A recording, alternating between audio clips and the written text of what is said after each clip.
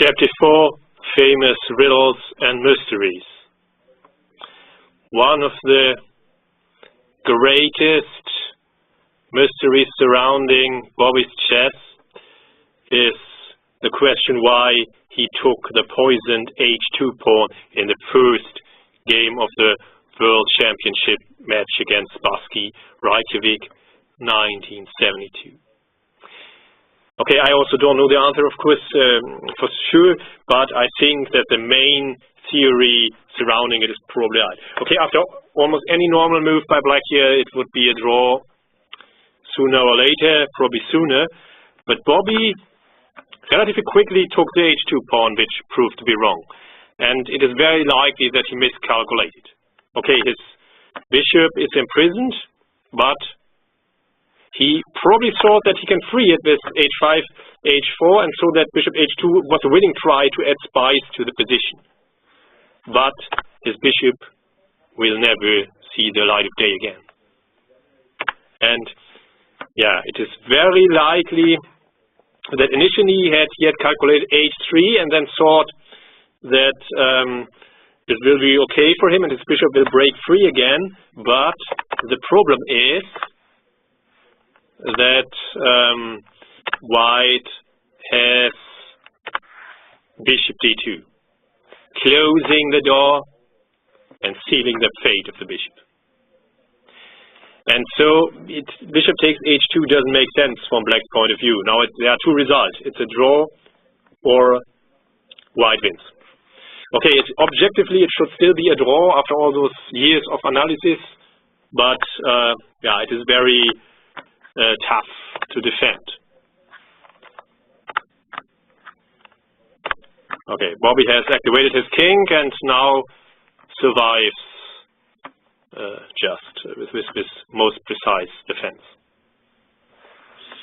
Yeah, there was a long debate about king g4 and king h5 until Jonathan Spielman proved for sure that king e4 draws in analyzing the endgame. There's also long analysis by Kasparov and Timon and Herbert Bastian in the German magazine Schach 1 year ago. So it now seems clear that the position is still a draw, but after so many years and with computer help. And how difficult it must have been over the board. Okay, so Spassky played a4 to activate his bishop first.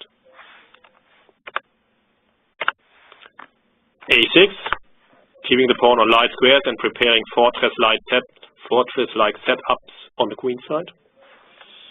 And here Bobby had a choice, e5 or f5. One draws, one loses. e5 still draws, as black can close the roads and then always hope to reach a fortress like this. White is an extra bishop but cannot win, as black's king cannot be forced away from the queen side.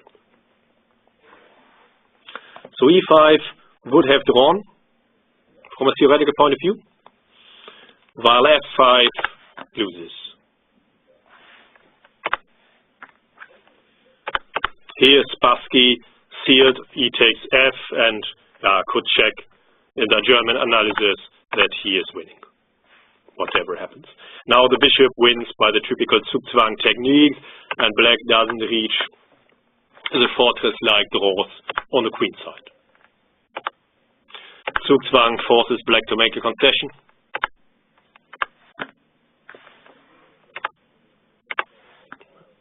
And now white's king is always in time on the queen side.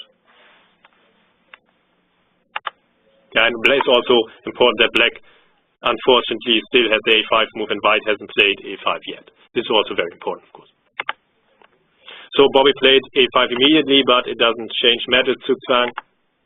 White can take, as the king will be back in time on the queen side.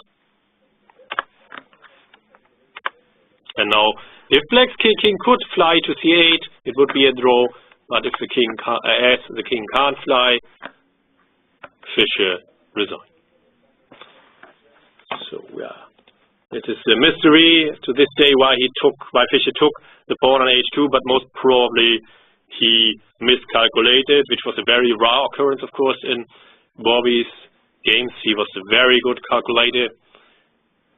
But yeah, here maybe in the first game, Reykjavik, he was still a bit nervous and took too early on h2 without checking all variations in detail, and it was a try to win or to unbalance the position, which backfired.